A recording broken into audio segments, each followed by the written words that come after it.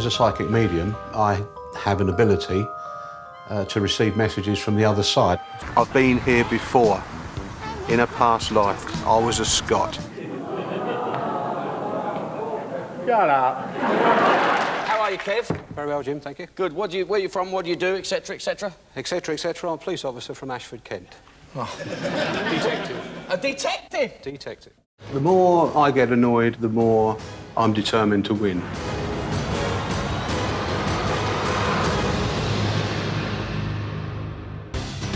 This time, a spirit-loving psychic.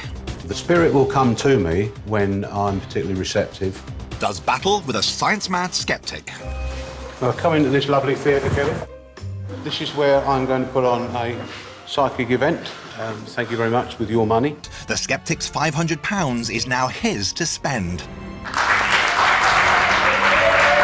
on making his end goal come true. Good evening, ladies and gentlemen. His very own psychic event. We have tarot reading, psychic, there's Reiki massage. Please, the main thing is that you have fun. Thank you. So when you were having a bad day, did these motivating factors, the amount of money that was at stake and where it might be going, did that pull you back on track successfully? Personally, yes. The thought of Kevin giving my money away was the thing that used to kickstart me. Well, guess what I'm thinking about at the moment? Have a guess. In the back of my mind, there's always Kevin. The fact that he's put his money on the table and I've put my money on the table, and I have to focus on that. Nothing else matters, just winning. Cheers, Kevin, for all your help and motivation. Psychic detective Kevin has borrowed a pair of divining rods and thinks he may have found some real treasure. It's quite fascinating because these things are moving on their own. I've come to a spot here. I don't know what's under there. I hope it's a pot of treasure, but they've crossed on their own. As soon as you leave an area, it goes.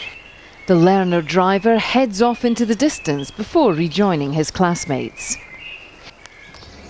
They form a circle, and it's not long before the psychics start to pick up on the brutal battle. It's a shot. It's so loud. It's too much. Ex-cop Kevin senses he has received a violent blow from a Highland warrior. I was cleavered through the back of the head, which split my skull open down to my shoulders. When Dawn says that the gentleman very generously offered to let me come into the room, that's not true. Because I didn't offer to have her in our room at all. She snores. Don't you remember last year on your birthday? I took you to that really posh restaurant and I ordered the entire meal in French. Pickles, it surprised me too. We were in the Chinese restaurant. What do you detect then? Are you sort of just a general detective or...? Allegedly crime, Jim. Allegedly crime? There's no crime in Ashford in Kent, is there, Kev? Not with me there, Jim, no. This road is so cold and so lonely. That proclamation is not the king of yours. It is the Queen Victoria. It is the Queen Victoria. It was his Highness Sir Charles family who sent it to Cranbrook. It was Sir Charles Raleigh.